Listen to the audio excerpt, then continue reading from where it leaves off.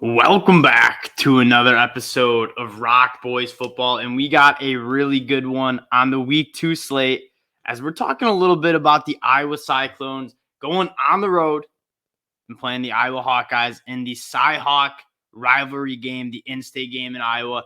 Got my Iowa shirt on. Not exactly feeling confident in the Hawkeyes, but we are going to break this game down. Before we get into it, though, I just wanted to say thank you guys for all the support. We love talking ball with you guys in the comment section, so leave your comments below on what you're thinking this game is going to turn out. And if you guys do like the content, consider subscribing. It really does mean a lot to the boys. We love doing this. We love that you guys enjoy the content. Without further ado, let's start talking some ball. I want to start with the Iowa Hawkeyes. This team could not be so one-dimensional in the sense that this offense, I'm not trying to overreact to week 1, but watching that cut up of the game, I didn't watch it live, but I did watch every single snap of the offense and defense. And this Iowa Hawkeyes offense just looks out of sorts. The traditional, I was never going to have a top 25 offense in the country. We get that. I get that.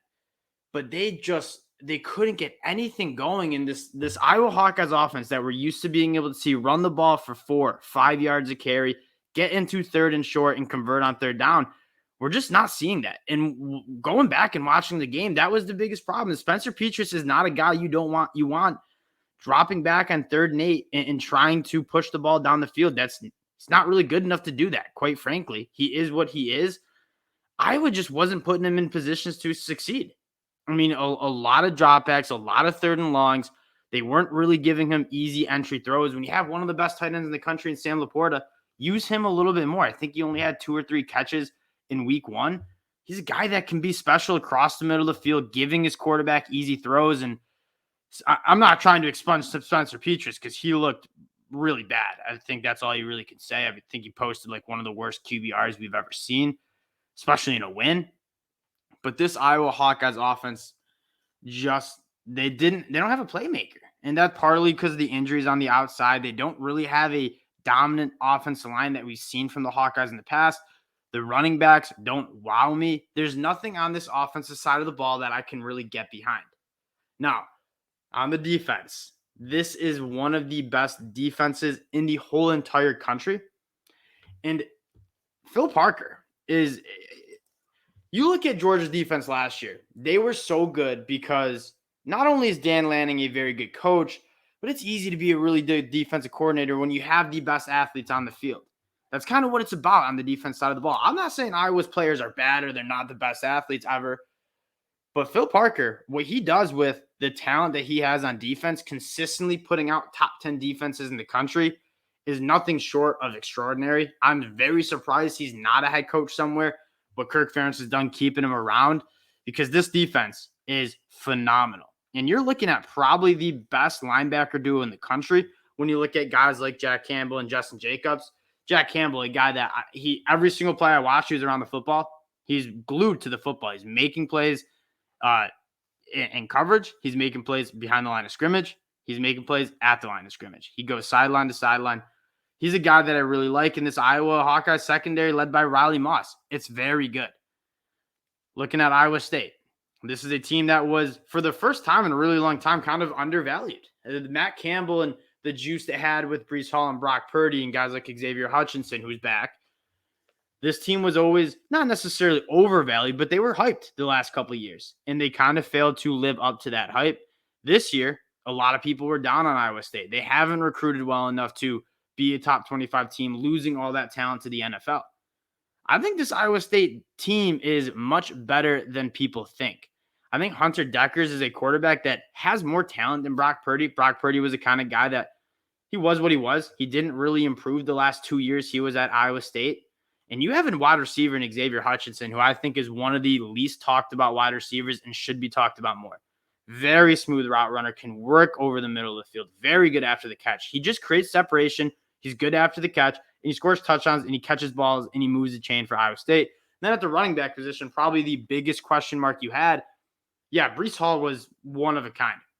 There's a reason he was a second-round pick. There's a reason why he was one of the Heisman favorites last year. But Jaleel Brock, he's a baller. And he's a guy that came in, I believe, in the same recruiting class as Breece Hall, was actually ranked higher as a recruit and kind of was thought to be the guy in that class. Sat behind Breece Hall. He didn't transfer. He waited his turn, and now in his 4th year of college football, ran for 100 yards in his first game. He looks like to be the central, integral piece of this Iowa State offense. I really like his game. And then you look at the other side of the ball, you do lose some guys that you really, really like to the NFL. Mike Rose probably being the main guy. But I kind of like what they bring back. Will McDonald probably should have gone to the NFL this year. I think he has the potential to be a first-round pick. He's just an absolute game wrecker if he gets better in run defense. He's a guy that I do think can be a top 32 prospect in the country. I really like the transfers, Kobe Reeder from Delaware. And then the back end, they play good defense. They are very solid in the back end. Looking at how I'm previewing this game, what my lean is, it's really hard to be confident in Iowa State going on the road to Kinnick Stadium and winning this game for the first time in 7 years, I think, 6 or 7 years. That being said, if there was a year to make this happen, this is probably the worst Iowa team we've seen. Yes, they are very good on defense, but it is very hard to win football games consistently when your offense is that one-dimensional. And I wouldn't even say one-dimensional because I don't even think they run the ball that well. That being said, is Iowa State going to limit the turnovers? The only way Iowa's scoring, I think, consistent in Iowa State is turnovers and special teams. It's what was the case last year.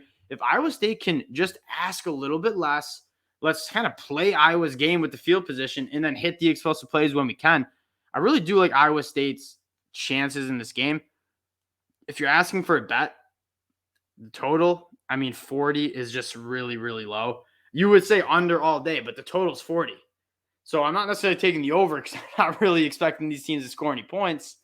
But I'm also probably not that confident in the under because the total is so low. That's just a couple touchdowns on both sides of the ball. My lean is probably with Iowa State to cover 3.5 or Iowa State plus 3.5. Just because I think this game will be really close.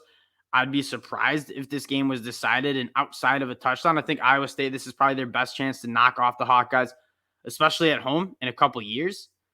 I like what Matt Campbell's culture is working. That's kind of the whole point is, yeah, the players are gone, but that culture is still there. The development of players is still there. And I think Iowa State's a team that is kind of underrated. They have a lot of guys who can make some plays. I look for Xavier Hutchinson to get loose behind the secondary a little bit. They hit a few explosive plays. They can score 24 points. I like their chances in this game. I don't see Iowa consistently moving the ball down the field against Iowa State.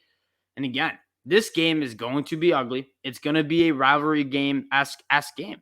It's going to be physical.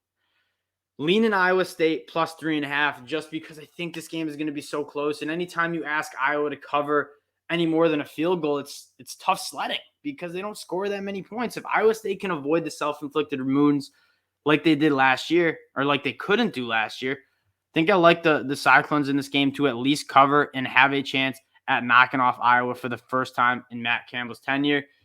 That'll do it. This game it's put my brain in a pretzel for the last week. There's a reason I'm recording it Friday. I did not know what to do with this game. I'm going to be watching this game for sure. Probably not going to be betting it though, and just see what these two teams are about. Before we get out of here, again, just thank you guys for checking us out. If you do like the content, again, consider subscribing to the channel. We really do appreciate it, and we'll talk to y'all later.